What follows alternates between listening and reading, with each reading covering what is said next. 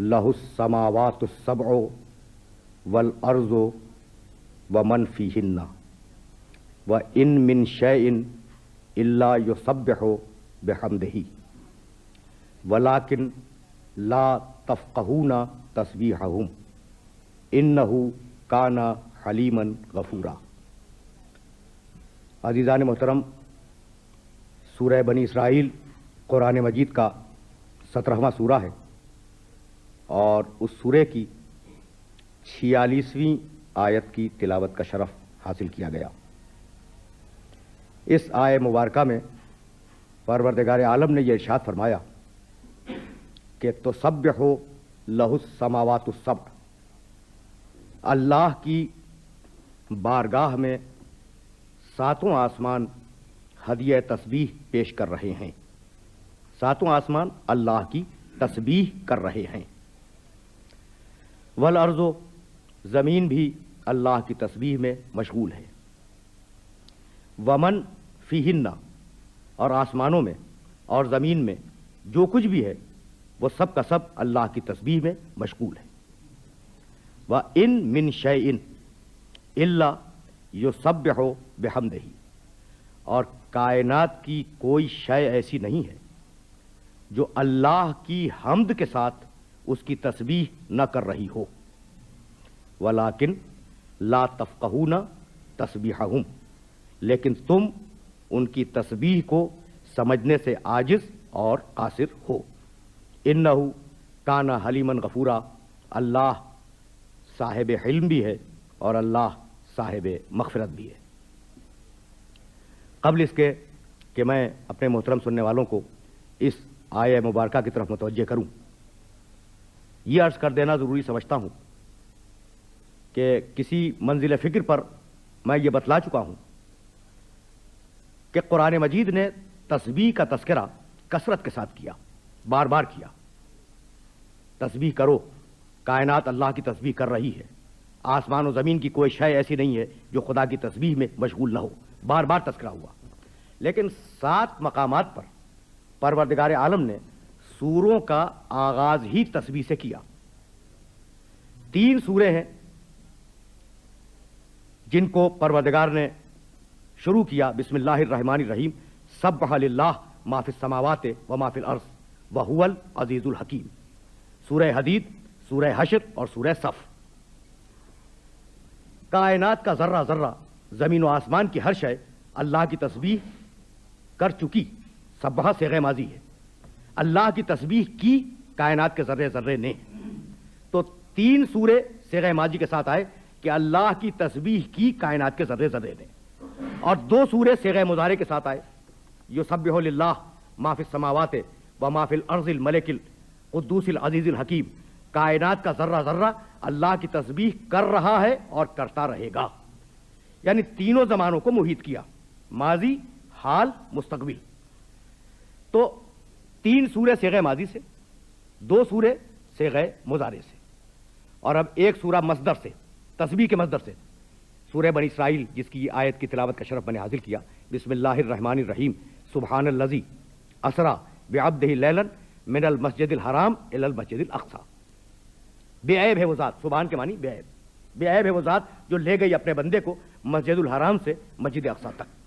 तो अब ये 6 सूरे हो गए। 7वां सूरा जो तस्बीह से शुरू हुआ वो है सूरह आला, बिस्मिल्लाहिर्रहमानिर्रहीम, सब्बिह इस्मा रब्बिकल आला। हबीब, अपने रब्बे आला के नाम की तस्बीह करो।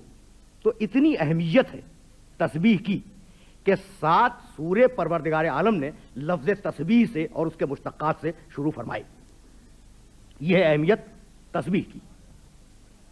और मुख्तलिफ मकामात पर बड़े अजीब अजीब अंदाज से परवरदिगार आलम ने तस्बीह पे गुफ्तगू फरमाई। सूरह नूर 26वां सूरा है कुरान का, और उस सूरे की 41वां आयत, 26वां सूरा 41वीं आयत, अलम तरा अन्नल्लाह युसब्बिहु लहू मन फिस समावात वल अर्ज़ वत्तैरो साफ़ातिन कुल्लुन क़द अलम सलातहू व तस्बीहहू।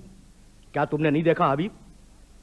अब ये खिताब पैगंबर अकरम से, अलम तरा अन्नल्लाह युसब्बिहु लहू मन फिस समावात वल अर्ज़। हबीब, क्या तुमने नहीं देखा कि आसमानों में जो कुछ है वो अल्लाह की तस्बीह में मशगूल है, ज़मीन में जो कुछ है وہ اللہ کی تسبیح میں مشغول ہے۔ یہ جو پرندے اپنے پروں کو پھیلائے ہوئے فضاؤں کے اندر گھوم رہے ہیں اللہ کی تسبیح میں مشغول ہیں۔ کلن قد علم صلاتہ و تسبیحہ، اور کائنات کا ذرہ ذرہ اپنے طریقہ نماز سے بھی واقف ہے اور اپنے طریقہ تسبیح سے بھی واقف ہے۔ اب اگر میرے محترم سننے والے توجہ فرمائیں تو آیت کا تیور یہ ہے، الم ترى، حبیب کیا تم نے کائنات کے ذرے ذرے کو تسبیح کرتے ہوئے نہیں دیکھا؟ یہ نہیں دیکھا کا جو سوال ہے نا، یہ اس وقت کیا جاتا ہے جب یقین ہو جائے کہ جس شخص سے پوچھا جا رہا ہے وہ دیکھ چکا ہے۔ اب میں آپ کی خدمت میں عرض کروں کہ بھائی کیا آپ نے نہیں دیکھا کہ سڑک پر ٹریفک بہت زیادہ تھا؟ تو کیا آپ نے نہیں دیکھا اس جملے میں یہ بات پوشیدہ ہے کہ آپ دیکھ چکے ہیں؟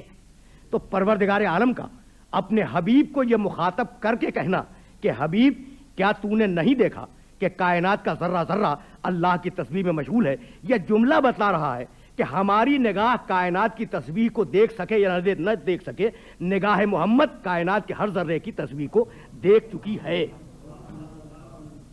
تو ذرہ ذرہ ذرہ اس کائنات کا اللہ کی تسبیح میں مشغول ہے۔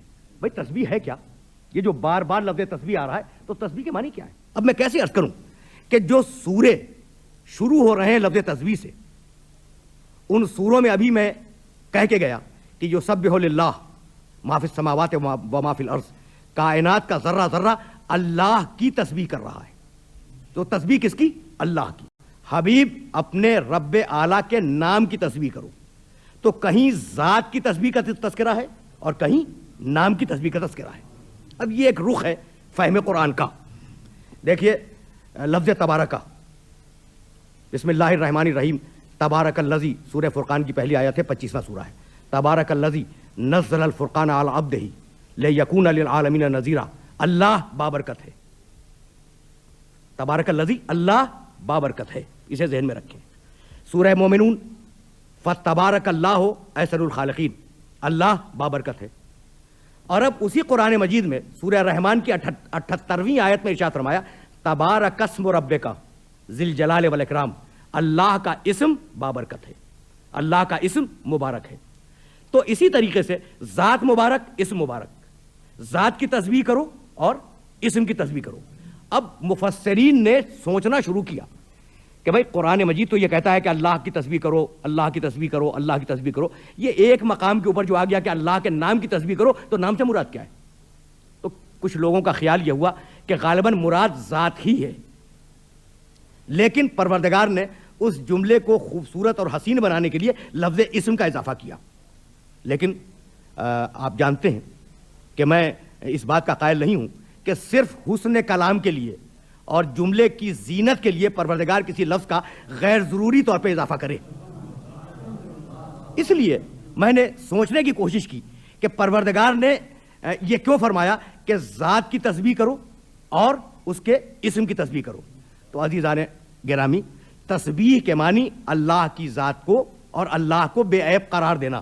دو ہی تو طریقے ہو سکتے ہیں نا بے عیب قرار دینے کے، یا انسان دل سے اسے بے عیب قرار دے یا انسان زبان سے اسے بے عیب قرار دے، یعنی یا تو دل سے تسبیح کرے گا یا زبان سے تسبیح کرے گا۔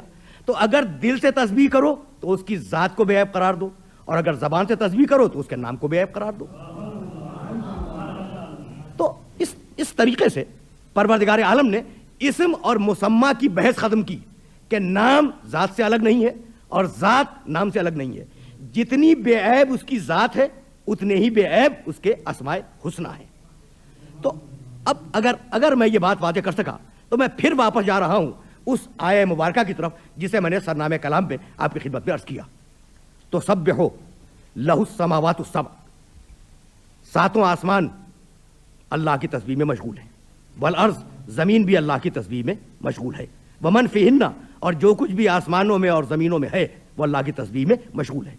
اب ذرا سا اور بھی وسیع کیا مفہوم کو، وَإِن مِّن شَيْءٍ إِلَّا يُسَبِّحُ بِحَمْدِهِ، کائنات کا ذرہ ذرہ اور کائنات کی ہر شے اللہ کی تسبیح حمد کے ساتھ کر رہی ہے، یسبح بحمدہ، ولیکن لا تفقہون تسبیحہم، لیکن اے انسانوں، اے لوگوں، تم ان کی تسبیح کو سمجھنے سے قاصر ہو۔ بھائی کائنات کا ذرہ ذرہ کس طریقے سے تسبیح کر رہا ہے؟ کبھی آپ نے غور فرمایا؟ بھائی یہی وہ منزل فکر ہے جہاں سننے والوں کو روکنا چاہ رہا ہوں. یعنی دعویٰ بہت بڑا ہے، اور اگر کسی انسان کا دعویٰ ہوتا تو میں آسانی سے یہ کہہ کے گزر جاتا کہ دعوے میں مبالغہ ہے. دعویٰ ہے قرآن مجید کا جس کا لفظ لفظ حقیقت پہ مبنی ہے، اور کسی لفظ میں بھی مبالغے کا کوئی امکان نہیں ہے. تو کائنات کا ذرہ ذرہ کس طریقے سے اللہ کو بے عیب قرار دے رہا ہے اور کس طریقے سے اس کی تسبیح کر رہا ہے، اسے سمجھنے کے لیے ہم اپنی رسموں اور اپنے رواجوں کی طرف واپس آ جائیں. بھائی کائنات کا ایک اصول ہے، منطقی اصول ہے، اور وہ آپ کی رسموں میں بھی ہے، آپ کے رواجوں میں بھی ہے. منطقی اصول کیا ہے؟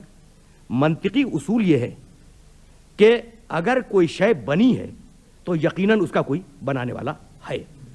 جو بنی ہے اس کا نام ہے اثر، اور جو بنانے والا ہے اس کا نام ہے سبب. تو ہر اثر اپنے سبب کے کمال کی دلیل ہوتا ہے. یہ ایک اصول ہے. اب میں آپ کی خدمت میں اگر کوئی بہت اچھا شعر پڑھوں اور آپ کو وہ شعر پسند آ جائے تو آپ یہ کہیں گے نا کہ کیا اچھا شاعر تھا جس نے اتنا اچھا شعر کہا. تو وہ شعر، وہ تخلیق اپنے خالق کے کمال اور اس کی مہارت پر دلیل بن گئی. کوئی اچھی تصنیف آپ کے مطالعے میں آ جائے تو آپ بے اختیار یہ کہیں گے کہ کیا اچھا مصنف تھا. کوئی بہت ہی لاجواب عمارت آپ کو نظر آ جائے تو آپ کی زبان سے نکلے گا کہ بھئی معمار کتنا بے عیب اور کتنا ماہر تھا. تو ہمیشہ یہ دستور ہے دنیا کا، اور ہمیشہ یہ طریقہ ہے دنیا کا کہ اثر کو دیکھ کر سبب کا اندازہ لگاؤ. اگر کوئی اچھا بچہ، مہذب، شائستہ، تربیت یافتہ آپ کے سامنے آ جائے تو آپ کے ذہن میں فوری یہ بات آ جائے گی کہ کتنے اچھے ماں باپ ہیں اس کے کہ انہوں نے اس کی اتنی خوبصورت تربیت کی. تو ہمیشہ اثر سے سبب کا اندازہ لگایا جاتا ہے. تو کائنات کو اس پروردگار نے اتنا بے عیب خلق کیا، اتنا بے عیب خلق کیا، اور ہر شے کو اتنا برمحل رکھا کہ کوئی امکان کسی مقام پر اعتراض کا نہیں ہے. تو کائنات کا ذرہ ذرہ اپنی بے عیبی سے اپنے خالق کی بے عیبی پر دلیل بن رہا ہے، اور یہ اس کے وجود کی تسبیح ہے. میں سمجھتا ہوں کہ بات واضح ہو رہی ہے. یہ اس کے وجود کی تسبیح ہے. وہ اپنے وجود سے اور اپنی ذات سے بارگاہ پروردگار میں ہدیہ تسبیح کو پیش کر رہا ہے.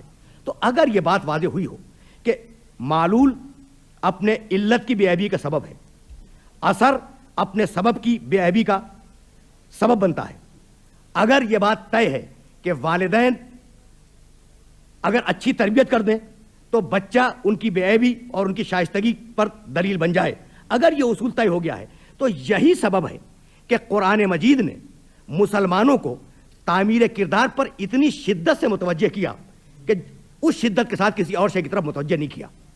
بھائی کہہ دیتا کہ فلاں کام انجام دو، نہیں، کردار بناؤ، اخلاق سنوارو، عمل صالح کرتے رہو، اچھے انسان بنو، بے عیب انسان کی طرح زندگی گزارو، تم میں کوئی اخلاقی عیب نہیں ہونا چاہیے. تو یہ اتنا زور کس بات پہ ہے؟ یہ زور کیوں دیا جا رہا ہے کہ اپنے کردار کو بناؤ، اپنے کردار کی تعمیر کرو، اپنے کردار کی تشکیل کرو؟ تو بتلانا یہی تھا کہ اگر تم نے اپنے کردار کو اچھا بنا لیا اور اپنے کردار کو اگر تم نے دنیا والوں کے سامنے ایک نمونہ بنا کے پیش کیا تو دنیا تمہارے کردار کو دیکھ کر پکار اٹھے گی کہ جب امتی ایسے ہیں تو ان کا نبی کیسا ہوگا.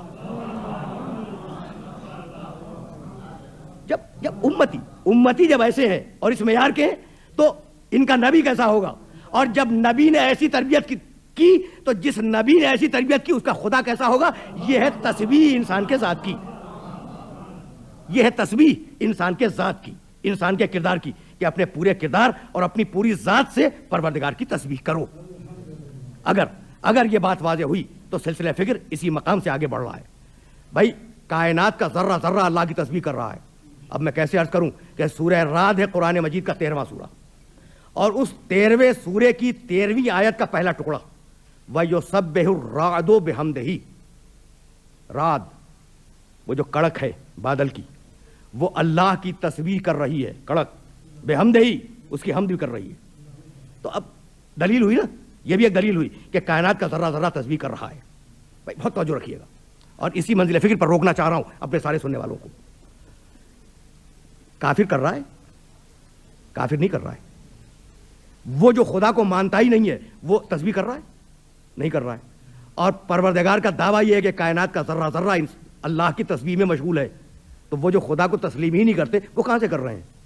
تو عزیزو ہمیشہ اس بات کو یاد رکھیں کہ جس مخلوق کو ارادہ دیا اس مخلوق میں تو امکان ہے کہ وہ تسبیح کرے یا تسبیح نہ کرے، لیکن جس مخلوق کو پروردگار نے ارادہ نہیں دیا وہ مخلوق پروردگار کے دائرے تسبیح سے باہر نہیں ہے۔ یعنی میں کہنا یہ چاہ رہا ہوں کہ کافر اگرچہ اپنی زبان سے تسبیح نہ کرے اپنے اللہ کی، لیکن اس کافر کے جسم کا ہر خلیہ اور اس کے خون کا ہر ذرہ اس پروردگار کی بارگاہ میں ہدیہ تسبیح پیش کر رہا ہے جو ان خلیوں کا اور ان ذروں کا خالق ہے نا، جو ان ذروں کا اور ان خلیوں کا، یعنی خون کے ذرات اچھل اچھل کر بارگاہ الہی میں ہدیہ تسبیح پیش کر رہے ہیں، چاہے وہ اپنی زبان سے تسبیح کرے چاہے نہ کرے، یعنی اس کا وجود خالق کی بے عیبی پر دلیل ہے۔ لیکن اب سلسلہ فکر کو اس مرحلے میں داخل کرنے کے بعد میں اپنے سارے سننے والوں کو متوجہ کروں گا ایک لفظ کی طرف، ان من شیء الا یسبح بحمدہ، کائنات کا ذرہ ذرہ اللہ کی تسبیح کر رہا ہے بحمدہ، حمد کے ساتھ۔ عجیب بات ہے، یعنی تنہا تسبیح نہیں کر رہا ہے، بحمدہ حمد کے ساتھ تسبیح کر رہا ہے۔ اس جملے کو نوٹ کریں کہ تسبیح حمد کے ساتھ ہے۔ اب عرض کروں بھائی قرآن مجید میں بڑے مقامات ہیں، لیکن میں صرف دو مقام آپ کی خدمت میں پیش کرنا چاہتا ہوں، ایک حضرت آدم علیہ السلام کے زمانے کا جملہ اور ایک پیغمبر اکرم صلی اللہ علیہ وآلہ وسلم کے زمانے کا جملہ۔ قرآن سے آدم اور خاتم کے زمانے کے دو جملے۔ وَإِذْ قَالَ سورہ بقرہ دوسری سورت ہے اور اس کی 31ویں آیت ہے، وَإِذْ قَالَ رَبُّكَ لِلْمَلَائِكَةِ إِنِّي جَاعِلٌ فِي الْأَرْضِ خلیفہ۔ اس وقت کو یاد کرو جب تمہارے رب نے فرشتوں سے کہا کہ میں زمین پر ایک خلیفہ بنانے والا ہوں۔ قالو، فرشتوں میں ایک استعجاب کی اور استفہام کی کیفیت پیدا ہوئی۔ قالو اتجعل فیہا من یفسد فیہا ویسفک الدماء، پروردگار کہنے لگے کہ پروردگار کیا اسے خلیفہ بنائے گا جو زمین پر فساد پیدا کرنے والا ہے اور زمین پر خونریزی کرنے والا ہے، اسے خلیفہ بنائے گا؟ وَنَحْنُ نُسَبِّحُ بِحَمْدِكَ وَنُقَدِّسُ لَكَ، جبکہ ہم تیری تسبیح بھی کرتے ہیں، تیری حمد بھی کرتے ہیں، وَنُقَدِّسُ لَكَ، اور تیری تقدیس میں بھی مشغول ہیں۔ قَالَ إِنِّي أَعْلَمُ مَا لَا تَعْلَمُونَ، پروردگار نے جواب میں کہا کہ میں وہ جانتا ہوں جو تم نہیں جانتے، میں وہ جانتا ہوں جو تم نہیں جانتے۔ اب کبھی اس موضوع پہ پھر بات ہوگی کہ ان مکالمات میں، فرشتوں کے اور پروردگار کے مکالمات میں راز کیا ہے، لیکن میں تو فقط ایک جملے کے لیے اپنے سننے والوں کو زحمت دینا چاہ رہا ہوں۔ فرشتوں نے کیا کہا؟ نسبح بحمدک، پروردگار ہم تیری تسبیح کر رہے ہیں حمد کے ساتھ، نہ تنہا حمد نہ تنہا تسبیح۔ یہ ہے دقت۔ وہاں کیا تھا؟ وَإِن مِّن شَيْءٍ إِلَّا يُسَبِّحُ بِحَمْدِهِ، کائنات کا ہر ذرہ ذرہ اللہ کی تسبیح کر رہا ہے حمد کے ساتھ، نہ تنہا تسبیح نہ تنہا حمد۔ فرشتے نہ تنہا تسبیح کر رہے ہیں نہ تنہا حمد کر رہے ہیں، دونوں کام جاری ہیں۔ اور اب یہ تو آدم علیہ السلام کے زمانے کا جملہ تھا، اور اب پیغمبر اکرم کے زمانے کا جملہ۔ پورا سورہ نصر، چھوٹا سا سورہ ہے، بسم اللہ الرحمن الرحیم، اذا جاء نصر اللہ والفتح ورأیت الناس یدخلون فی دین اللہ افواجا فسبح بحمد ربک، سبح بحمد ربک واستغفرہ انہ کان توابا۔ جب اللہ کی نصرت آ جائے اور فتح آ جائے، اذا جاء نصر اللہ والفتح، جب نصرت خدا اور فتح آ جائے، ورأیت الناس یدخلون فی دین اللہ افواجا، اور حبیب جب تو دیکھ لے کہ لوگ اللہ کے دین میں فوج در فوج داخل ہو رہے ہیں، فسبح بحمد ربک، تو حبیب تسبیح کر اپنے رب کی حمد کے ساتھ، نہ تنہا تسبیح نہ تنہا حمد۔ تو اب آخر کلام میں فقط ایک جملہ عرض کرنا چاہ رہا ہوں کہ بھائی اہمیت تسبیح کی یہ ہے کہ فسبح بحمد ربک، تسبیح کرو حمد کے ساتھ، واستغفرہ، اور پروردگار کی بارگاہ میں استغفار کرو۔ خدا کی قسم اس سے بہتر فارمولہ استغفار کا اور دعاؤں کو قبول کروانے کا ممکن نہیں ہے جو اس آیہ مبارکہ میں موجود ہے۔ فسبح بحمد ربک واستغفرہ، پہلے پروردگار کی بے عیبی کا اعلان کرو۔ جب پروردگار کی بے عیبی کا اعلان کر لو تو اس کی حمد کرو، اور جب حمد کر کے اسے راضی کر لو، تو اب استغفار کرو۔ تو چونکہ اس کی رضا تم سے قریب آ گئی ہے تو اب تمہاری مغفرت کا امکان پایا جاتا ہے۔ بھائی اس بات کو ذرا سا میں اور واضح کر دوں تاکہ یہ بات آپ کے سامنے کھل کر آ جائے سورہ صافات 37واں سورہ ہے قرآن مجید کا، اور اس سورے میں پروردگار نے کہا کہ ایک مچھلی نے یونس کو نگل لیا، ایک مچھلی نے یونس کو نگل لیا، فلولا انہ کان من المسبحین للبث فی بطنہ الی یوم یبعثون۔ اب دیکھیے گا کتنا عجیب و غریب جملہ ہے، اگر ترجمہ کر رہا ہوں آیت کا، فلولا انہ کان من المسبحین، اگر وہ یونس تسبیح کرنے والوں میں شامل نہ ہوتا، عظمت دیکھیں تسبیح کی، اگر وہ یونس تسبیح کرنے والوں میں شامل نہ ہوتا تو کیا ہوتا؟ لبث فی بطنہ الی یوم یبعثون، تو قیامت تک اسی مچھلی کے پیٹ میں رہتا۔ تسبیح نے یونس کو بچا لیا۔ کتنی عظیم ہے تسبیح، اللہ کی تسبیح کتنی عظیم ہے۔ تسبیح نے یونس کو مچھلی کے پیٹ سے بچا لیا اور پھر دنیا میں واپس پہنچا دیا۔ یہ ہے کمال تسبیح کا۔ اب وہ تسبیح کیا تھی یونس کی؟ بس گفتگو تمام ہو گئی۔ اب وہ یونس کی تسبیح کیا تھی؟ تو دوسری منزل فکر پر پروردگار عالم نے یونس کی تسبیح بتلائی، لا الہ الا انت سبحانک انی کنت من الظالمین۔ بھائی عجیب و غریب مرحلہ فکر ہے۔ اب دیکھیے یہ تسبیح اگر سمجھ میں آ گئی تو میں سمجھوں گا کہ میرا آج کا پیغام مکمل ہوا اور میری گفتگو تمام ہو گئی۔ لا الہ الا انت، پروردگار کوئی معبود نہیں ہے، فقط تو معبود ہے۔ سبحانک، اور پروردگار تو ہر عیب سے پاک ہے۔ انی کنت من الظالمین، اور پروردگار میں واقعاً ظالموں میں تھا اور مجھ سے ظلم ہو گیا۔ قرآن کہتا ہے اس آیت کے بعد پروردگار کے جملوں کو کوٹ کیا قرآن مجید نے کہ ہم نے یونس کو غم سے نجات دے دی، ہم نے یونس کو بچا لیا، ہم نے یونس کو نجات دے دی غم سے، اور ہم نے یونس کو بچا لیا۔ وہ فارمولہ کیا ہے؟ کس بنیاد پہ نجات دے دی؟ لا الہ، پہلے سارے باطل خداؤں کی نفی کرو، الا انت، پھر اس کی بارگاہ میں ہدیہ عبودیت اور ہدیہ بندگی پیش کرو، سبحانک، پھر اس کو ہر عیب سے مبرہ قرار دو۔ جب 3 مرحلوں سے گزر لو تو پھر کہو انی کنت من الظالمین، پروردگار میری دعا کو قبول کر لے اور میری توبہ کو قبول کر لے۔ تو اگر ان 3 مرحلوں سے گزر کر تم اس کی بارگاہ میں جاؤ گے تو تمہاری دعا کا اور تمہاری توبہ کا قبول ہونا حتمی اور یقینی بن جائے گا۔ وآخر دعوانا ان الحمدللہ رب العالمین۔ بسم اللہ الرحمن الرحیم۔ والعصر ان الانسان لفی خسر الا الذین آمنوا وعملوا الصالحات وتواصوا بالحق وتواصوا بالصبر، صدق اللہ العظیم۔ عزیزان محترم، اس مختصر سے سورے میں پروردگار عالم نے یہ ارشاد کیا کہ والعصر، قسم ہے وقت کی، زمانے کی، ان الانسان لفی خسر،